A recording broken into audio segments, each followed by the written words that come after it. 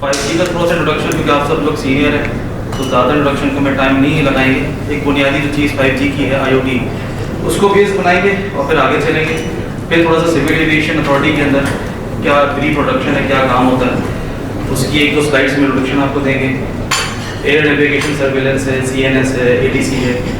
फिर थोड़ा सा फिर आगे चलेंगे, एक प्रॉब्लम स्टेटमेंट को एनालाइज करने की कोशिश करेंगे। उस प्रॉब्लम स्टेटमेंट के बाद थोड़ा सा एक सोल्यूशन और फिर रिस्क एंड चैलेंजेस। तो ये आज की मेरी प्रेजेंटेशन का जो है वो डेकोरम है। आई होप कि मैं अपनी बात पूरी कर सकूं और आपको अपनी बात पहुंचा सकूं।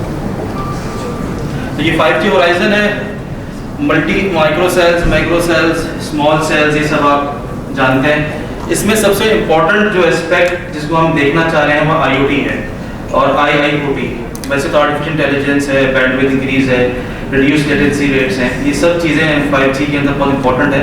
लेकिन जिसको मैं टारगेट कर रहा हूँ, जिस एस्पेक्ट को मैं टारगेट कर रहा हूँ वो IoT है। आजकल के दौर में IoT डिवाइसेस बहुत इंपॉर्टेंट है। IoT के थ्रू कवरेज हो रही है। हमारे पास ड्रोन्स हैं, हमारे पास UAVs हैं जो कि IoT की बुनियाद पे एक दूसरे से कम्युनिकेट करती हैं। फिर इसमें मशीन टू मशीन कम्युनिकेशन है। ये machine to machine communications IoT ये दरअसल लो लेटेंसी रेट रिक्वायर करती हैं, बैंडविड्थ इनकी स्ट्रांग होनी चाहिए, पावर कंजम्पशन कम से कम होना चाहिए। तो अब चूंकि हमारे पास आगे आने वाले वक्तों में ड्रोन्स और UAVs कमर्शियली काफ़ी सोल्यूशन प्रोवाइड करेंगे, तो किस तरह से नेविगेशन सर्वेलेंस प्रोवाइड की जा सकती है और करंट सिनेरियोज में क्या चैलेंजेस हैं, ये मेरी प्रेजेंटेशन का पैराडाइम है। ये थोड़ा सा और मजीद ब्रीफ इंट्रोडक्शन, ये 8 पिलर्स है 5G के, आप देख सकते हैं। ये अवेलेबिलिटी है, कवरेज एरिया है, रिड्यूस नेटवर्क एनर्जी है। क्योंकि टाइम कंस्ट्रेंट है तो मैं सबको बारी बारी टच नहीं करूंगा, आप सब लोग इसको जानते हैं। मिली सेकेंड लेटेंसी रेट से गीगाबिट्स पर सेकंड, या उसके अलावा भी हमारे पास अवेलेबिलिटी ऑफ बैंडविड्थ। और IoT के अंदर देखें 2023 में नंबर ऑफ डिवाइसेस कितनी इंक्रीज हुई है, ये छोटा सा एक डेटा है। अब आने वाली स्लाइड्स में थोड़ा सा इंट्रोडक्शन सिविल एविएशन अथॉरिटी का। हम लोग दरअसल जिस डिपार्टमेंट में मैं काम करता हूँ वो है कम्युनिकेशन नेविगेशन सर्वेलेंस। ये आता है एयर नेविगेशन सर्वेलेंस के अंडर में। ANS के अंदर 2 डिपार्टमेंट्स हैं, एक है CNS का डिपार्टमेंट, एक है ATC का department. ATC stands for air traffic controller. बुनियादी तौर पे CNS सर्विस प्रोवाइड करती है ATCOs को, जो आपकी आम ज़बान में टावर कहलाता है।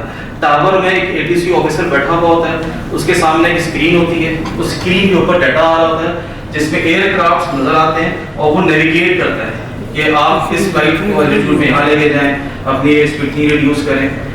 कम्युनिकेशन होती है एयरक्राफ्ट के साथ। मीनवाइल एरोड्रोम ना सिर्फ एयरक्राफ्ट से कम्युनिकेट कर रहा होता है, बल्कि जो आपके एयरपोर्ट्स हैं, जो आपकी एयर साइड हम टेक्निकल ज़बान में कहते हैं, वहाँ जितनी व्हीकल्स राउंड कर रही होती हैं उनको भी VHF चैनल के ऊपर कम्युनिकेशन वो एरोड्रोम प्रोवाइड कर रहा होता है। तो हमारे पास जो कम्युनिकेशन एस्टैब्लिश करने का जो एक तरीका है वो एरोड्रोम यानी टावर से। और जब टावर से एयरक्राफ्ट 5 नॉटिकल माइल्स आगे चला जाता है तो फिर वो ACC के पास जाता है, यानी area control centre. Area control centre के ऊपर जब जहाज चला जाता है तो वहां पर फिर वो रडार स्क्रीन के थ्रू कम्युनिकेशन होती है, सॉरी नेविगेशन होती है और उसकी सर्वेलेंस होती है। तो बुनियादी तौर पे CNS के अंदर हम आते हैं और CNS के अंदर जो इलेक्ट्रॉनिक इंजीनियर्स पहले काम करते थे उनको इलेक्ट्रॉनिक इंजीनियर्स ही कहा जाता था।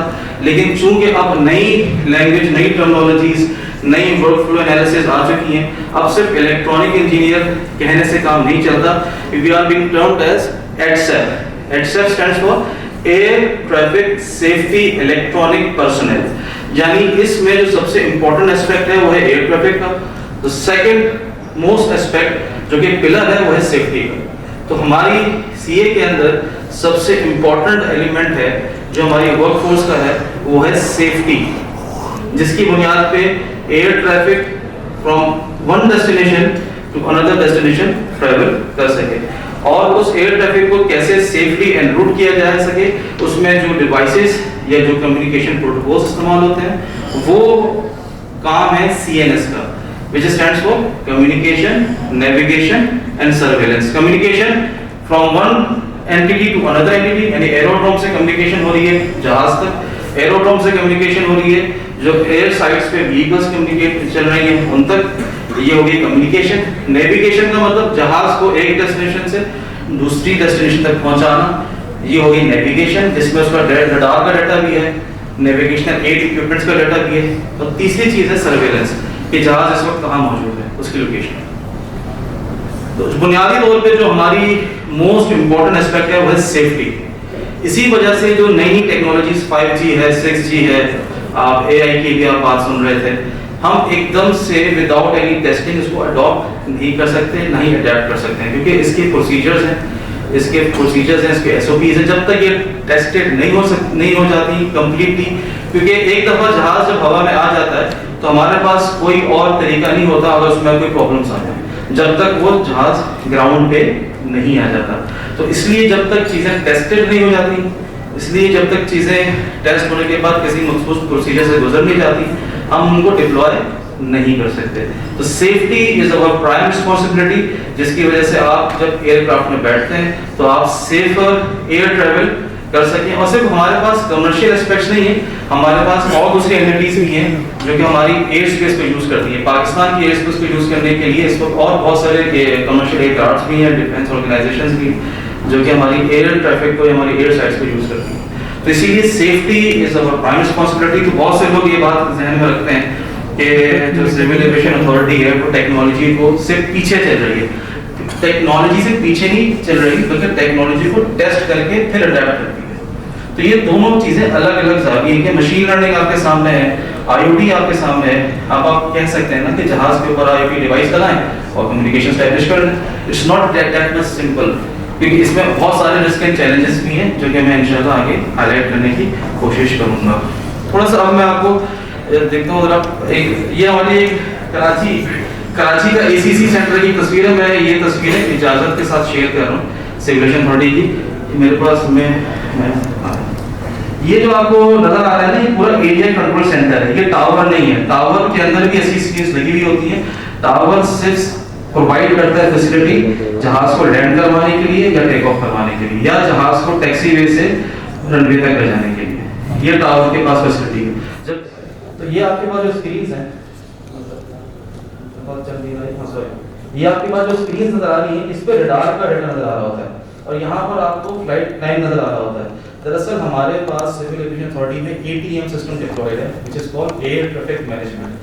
फ्लाइट प्लान पहले ATM में आता है, ATM में आने के बाद हमारे पास पता होता है कि इस फ्लाइट को किस ट्रैजेक्टरी को उड़ना है, कब उसको डिपार्ट करना है, कब उसको लैंड करना है, वो किस रूट से जाना है। तो जब वो ATM का डाटा एयर ट्रैफिक कंट्रोलर के पास आता है, तो जब अगर कोई जहाज डेविएट करेगा तो पता तो होना चाहिए ना TCO को कि जहाज किस रूट पे जाना चाह रहा है। ये जो स्क्रीन है, इन स्क्रीन्स पे हमारे पास रडार का डाटा आता है और एक नई टेक्नोलॉजी है which is called ADSB, automatic dependent surveillance broadcast. इसको हम अपनी टेक्निकल ज़बान में ADS ब्रावो भी कहते हैं। उसका डाटा भी इन स्क्रीन्स पे आता है। अब ये स्क्रीन नजर कैसे आती है? ये स्क्रीन कुछ इस तरह से नजर आती है। आप यहाँ पर देख सकते हैं, ये स्क्रीन के अंदर ये फ्लाइट का आइडेंटिफिकेशन कोड आ रहा है हमारे पास, ये फ्लाइट की एल्टीट्यूड आ रहा है, यानी ये फ्लाइट इस वक्त 30,000 की एल्टीट्यूड पे उड़ रही है और यहाँ पर आप इसके 2 जीरोस फिक्स कर सकते हैं। साथ में इंडियन कोड आ रहा है। कुछ आप यहाँ पर देख सकते होंगे कि फ्लाइट क्रूज कर रही है, 24,500 की अप्रोच है इसकी और ये रैपिड्स का वेव पॉइंट है। तो रडार की स्क्रीन कुछ इस तरह नजर आती है हमारे पास। कुछ ट्रायंगल्स हैं, कुछ स्क्वायर्स हैं, यानी कोई जहाज PSR यानी प्राइमरी सर्विलेंस रडार पे पिक हो रहा है, कोई जहाज हमारे पास मोनोपोल सेकेंडरी सर्विलेंस रडार पे पिक हो रहा है, कोई जहाज ADSB पिक हो रहा है। क्योंकि टेरेन मुख्तलिफ हैं, कहीं पहाड़ हैं, कहीं वैली है, तो हर जगह रडार का डाटा पिक नहीं होता। तो हम ADSB यानी ADS ब्रावो को यूटिलाइज करते हैं। तो जो हमारे पास ATCOs हैं उनको कुछ ये स्क्रीन नजर आती है और यहीं से मैं अपनी प्रॉपर स्टेटमेंट को स्टार्ट करता हूँ। अब आप समझें अपने आप को कि आप टावर में बैठे हैं, आप अपने आप को समझें कि आप ACC में बैठे हैं और आप जहाज को कंट्रोल कर रहे हैं और एकदम से आपको इन जहाज़ों के बीच, यानी जहाज आपका क्रूज कर रहा है, अभी जहाज एयरपोर्ट से उड़ा है, समझ रहे बात आपने, अभी जहाज एयरपोर्ट से उड़ा है और वो अभी 100 फीट की बुलंदी में पहुंचा है, 100 फीट की बुलंदी पहुंचा और एकदम से वो जहाज के इर्द गिर्द आपको एक ड्रोन उड़ता नजर आ रहा है, जिसकी आपके पास कोई रेगुलेटरी अथॉरिटी नहीं है, यानी जिसकी आपके पास कोई लाइसेंसिंग नहीं है और ना ही आप ATCO होने के तहत उसको कंट्रोल कर सकते हैं। अब वो ड्रोन जो है उसकी इकोनॉमिकल वायबिलिटी कितनी है और एक जहाज की इकोनॉमिकल वायबिलिटी कितनी है। Now you can understand problem statement क्या है हमारे पास, कि हमारे पास अभी ड्रोन्स की क्या पॉलिसी है कि अगर हम कमर्शियली ड्रोन्स उड़ाते हैं तो क्या ड्रोन्स एयर के उस एरिया कितने ऊपर तक उड़ सकते हैं, वो ATCO से कैसे कम्युनिकेट करेंगे। आप दुबई में सुन रहे हैं कि आपके पास ड्रोन टैक्सीज चलना शुरू हो चुकी है फॉर एग्जाम्पल, तो उन्होंने वो पॉलिसीज डेवलप की हैं। यहाँ पर अभी वो पॉलिसीज जो डेवलप हो रही है वो अभी ड्राफ्ट फेज के अंदर, पॉलिसीज डेवलप हो रही हैं लेकिन वो ड्राफ्ट फेज में। Civil aviation authority is currently developing those policies with government sector as well, with defence sector as well, लेकिन अभी सबके सब वो ड्राफ्ट फेज में है और कमर्शियल यूज के लिए नहीं है। तो मैं फिर आपको अगेन प्रॉब्लम स्टेटमेंट समझाऊं कि जहाज उड़ रहा है और साथ ही साथ आपको एक लाल निशान लगाना शुरू हो जाए एस्केलेटरी मार्क के साथ कि एक ड्रोन भी आपकी एयर स्पेस में आ गया, तो फिर आपके लिए ड्रोन को कंट्रोल करना मुश्किल है या जहाज को कंट्रोल करना मुश्किल है। ये एक प्रॉब्लम स्टेटमेंट है जो कि हम अक्सर बेशतर ATCOs के साथ देखते हैं। इसीलिए आपने देखा होगा जितने भी एयरपोर्ट्स हैं पाकिस्तान के, उनके इर्द गिर्द के जो एरियाज हैं वो सारे नो फ्लाइंग जोन है फॉर ड्रोन। लाइसेंसिंग के बगैर पाकिस्तान में आप ड्रोन्स को फ्लाई नहीं कर सकते। एक मखसूस हाइट तक ड्रोन को लेके जा सकते हैं, उसके बगैर आप लेके जा नहीं सकते। इस पे लीगल इम्प्लीकेशंस हैं, ये एक बहुत इंपॉर्टेंट एस्पेक्ट है। और दूसरा, ड्रोन्स को आप कन्फाइंड एरियाज में उड़ा सकते हैं, ओपन स्पेस में आप नहीं उड़ा सकते, इसलिए क्योंकि पॉलिसी दी है। अब चूंकि अगर ड्रोन्स की फ्लाइट हमें करनी है, हमें ड्रोन्स को ऊपर भी लेके जाना है, हमें ड्रोन्स को कमर्शियल यूज में भी लेके आना है और आगे आने वाले वक्तों में ड्रोन्स भी होंगे जो कि यूटिलाइज किए जा सकेंगे, कमर्शियल एस्पेक्ट से भी यूटिलाइज होंगे, तो फिर कोई ना कोई ऐसा सॉल्यूशन होना चाहिए जिसकी बुनियाद पे हम ड्रोन्स को का डाटा जो है वो ATCO को अवेलेबल कर सकें, ताकि ATCO उन ड्रोन्स को मैन्यूवर तो ना करें कम से कम, लेकिन कम से कम अपने जहाज को मैन्यूवर कर सकें। क्योंकि जब तक रडार के पास सबसे बड़ा प्रॉब्लम क्या है, रडार के पास सबसे बड़ा प्रॉब्लम ये है कि एक मखसूस फिजिकल एंटिटी जिसकी एक मखसूस फिजिकल वॉल्यूम होती है वो तो रडार स्क्रीन पर नजर आ जाएगा, यानी UAV can be detected on radar, लेकिन ड्रोन्स कैन नॉट बी, क्योंकि उनका फिजिकल एग्जिस्टेंस थोड़ी स्मॉल नेचर की होती है, वो ज़्यादा बड़े नहीं होते हैं अगर मैं आम जबान में कहूँ, तो वो रडार की स्क्रीन पे हमें नज़र नहीं आते।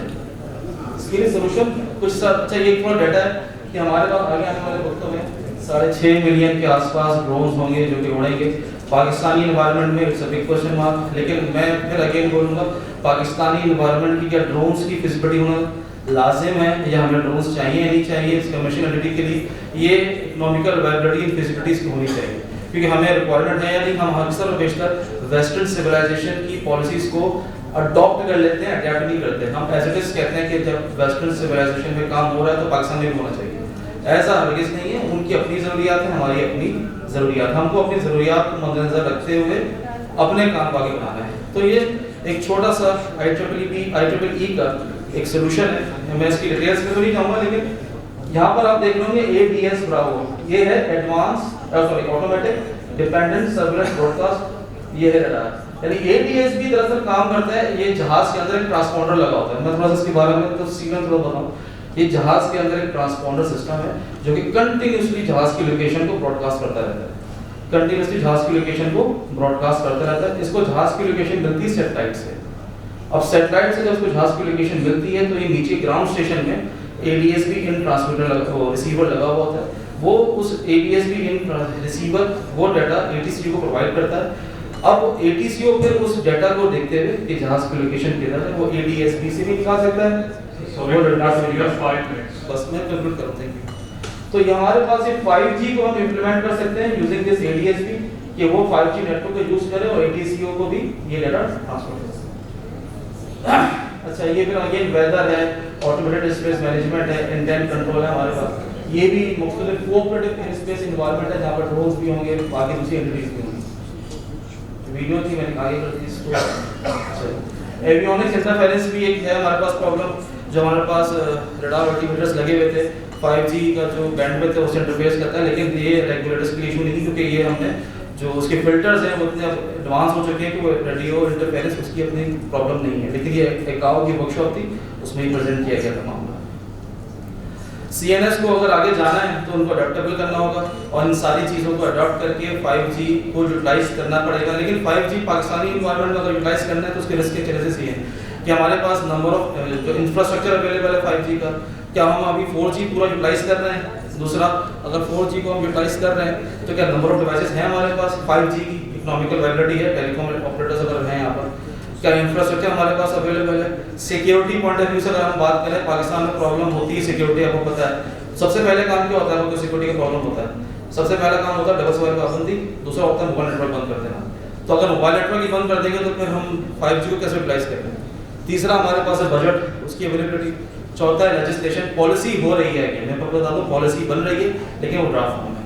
और पांचवा हमारे पास है एप्लीकेशंस। एप्लीकेशन अगेन अवेलेबल हो सकती हैं लेकिन उनकी पैराडाइम, उनकी प्रोटोकॉल्स क्या होंगे, ये डिफाइन करना पड़ेगा। चैलेंजेस ज़रूर होते हैं, अगर हम चैलेंजेस को कोप नहीं करेंगे तो हम आगे एज अ नेशन प्रोग्रेस नहीं करेंगे। पाकिस्तान एनवायरनमेंट की अपनी अपनी अलग रिक्वायरमेंट्स हैं, उनको वेस्टर्न सिविलाइजेशन से कंपेयर करना ये बात बुनियादी तौर पे सही नहीं है। हमारी अपनी रिक्वायरमेंट्स हैं, हमें अपनी रिक्वायरमेंट्स के तहत टेक्नोलॉजी को अडेप्ट करना है और टेक्नोलॉजिकल इनोवेशंस को अडेप्ट करते हुए अपनी ज़रूरियात को पूरा करना है। ना सिर्फ ये कि हम वेस्टर्न सिविलाइजेशन के जैसे मामला किए हैं, हम एज इट इज इसको अपने इन्वायरमेंट में अप्लाई करें। तो इसलिए लास्ट बट नॉट लीस्ट, इस शिकवा ज़ुल्म शब्द से तो कहीं बेहतर कि अपने हिस्से की एक शमाल।